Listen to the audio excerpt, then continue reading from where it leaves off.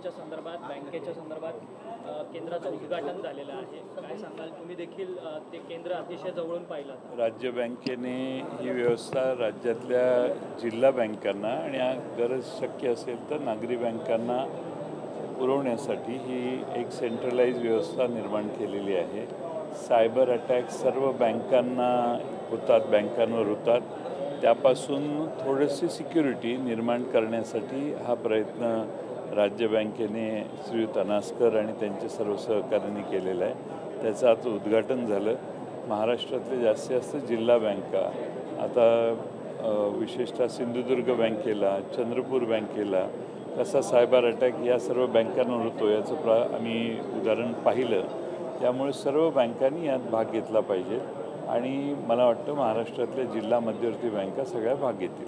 Sir, यामध्ये सगळ्यात महत्त्वाचं समोर आलं की आपण जेव्हा चर्चा करत होतो पुलवामा हल्ल्यानंतर खूप मोठ्या प्रमाणात सायबर अटॅक वाढलेले आहेत बँकांच्या संदर्भात. या 2-3 बँकांवरती 10 लाखाच्या वरती हे सायबर अटॅक झाले समोर होते. काय राज्य सरकारला आपण नाही, जगातून काही देश असे आहेत की जिथं बसून हे सायबर अटॅक करणारे काही लोक आहेत.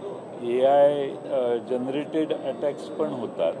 काही अटॅक्स हे देशांतर्गत सबसिड्या कोणत्या दिल्या जातात, कशा दिल्या जातात याची माहिती काढण्यासाठी असतात.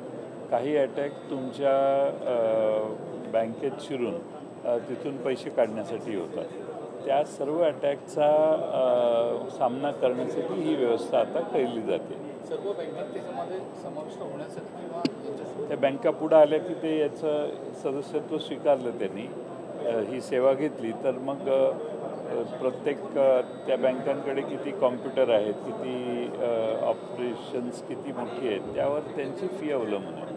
सर, अहमदाबादमध्ये विमान दुर्घटना झाली, परंतु आघाडीचा ज्यावेळेस काळ होता संपूर्ण आघाडीच्या काळामध्ये जर एखादी दुर्घटना घडली तर मंत्री जबाबदार पद्धतीने राजीनामे देत होते. परंतु अहमदाबादचं विमान दुर्घटना बघितली तर खूप मोठ्या प्रमाणात नुकसान झालेलं आहे. त्याच्यामध्ये मंत्री फक्त रील्समध्ये जे रेड्डी मंत्री आहेत विमान मंत्री ते मात्र रील्स करतात आहेत, प्रत्यक्ष ठिकाणी जाऊन आपल्याला पाहायला मिळतं आहे. कोणी या सगळ्या दुर्घटनेची जबाबदारी घ्यायला तयार नाही.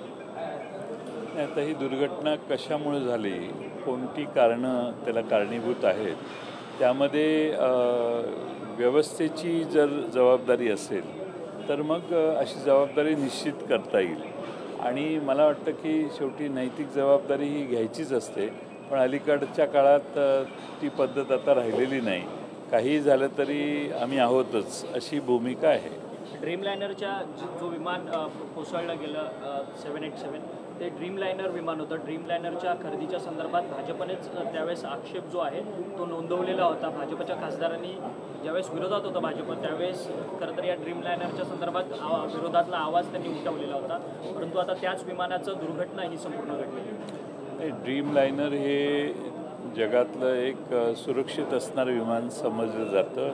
फार पॉवरफुल विमान आहे आणि एकदा उडल्यानंतर ते 14 तास 18 तास प्रवास करू शकणारं विमान आहे. मला वाटतं काहीतरी टेक्निकली सिरियस फॉल्ट झाला असेल, त्याशिवाय अशा गोष्टी होणार नाहीत. आणि त्या हुडकून काढल्या, ब्लॅक बॉक्समध्ये काय आढळलं ते कळलं तर मग आपल्याला लक्षात येईल की कशामुळे हा अपघात झाला.